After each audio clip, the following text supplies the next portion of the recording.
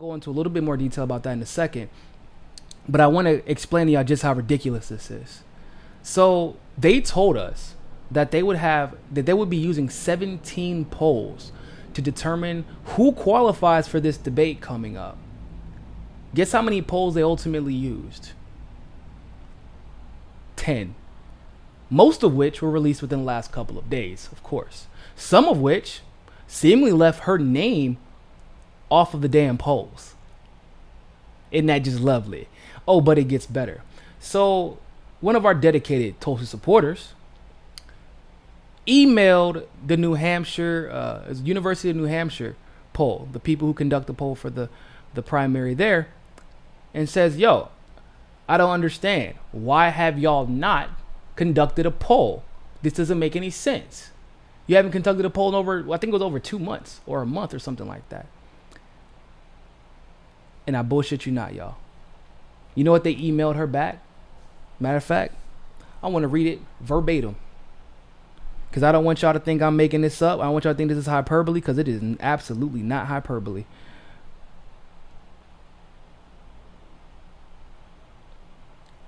Give me a second. I'm going to find it. This is what they responded back. We would be happy to do one if someone was willing to pay the $50,000 cost. Andrew E. Smith, PhD, University of New Hampshire Survey Center. You know what that tells me? One of two things. One, the DNC, through some arbitrary means, selected polling services that literally could not afford to do the job, knowing that they're having this new criteria, that they're literally basing who is going to get further exposure on that debate stage off of these damn polls. And so, of course, logic would tell you, you need to pick polling agencies that can be reliable, that if you, like, maybe y'all have a contract together, like, look, if you're going to be considered an authoritative poll when it comes to these debates, you have to do a new poll every month, at least, bare minimum. That's what they should have did. Clearly, they did not do that. You have to be able to pay for it, right? You have to have the money up front to pay for it. At least that. That's not what happened, clearly. And this poll from the University of New Hampshire that was not conducted because they didn't have the money to do it.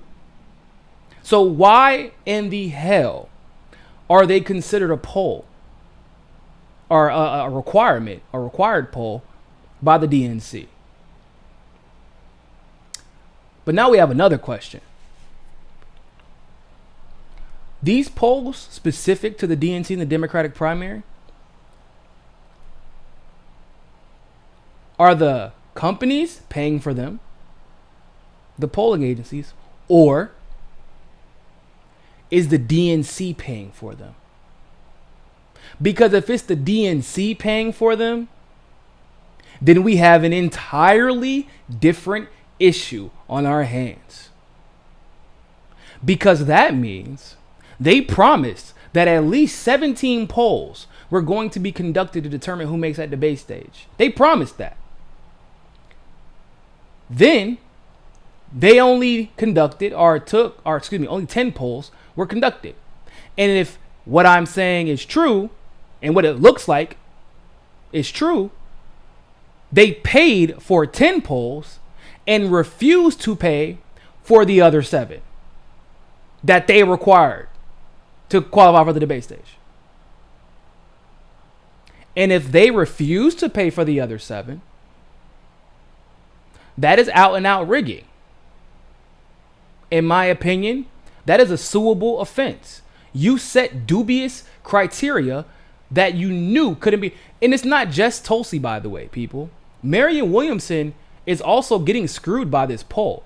Because at this point, to my understanding, only Marianne Williamson and Tulsi have hit that individual donation requirement and yet have not qualified for the debate stage. With Marianne Williamson, it's a little more understandable. Only a little bit. Right? Marianne Williamson isn't interviewed constantly to the degree that Tulsi is. Right?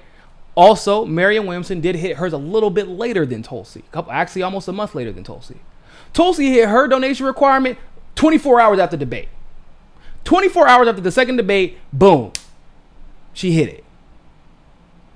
130,000 unique individual donors, and right now she's at 165,000-ish last time I checked.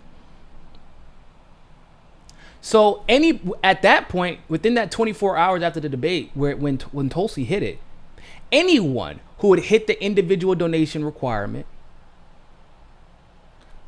qualified through polling, because I mean, it makes sense, right? If you have enough support where you can get 130,000 individual unique donors, it is highly likely that you're going to make at least 2% in most polls. Oh, and that's right. Tulsi did make 2% in most polls. That's right.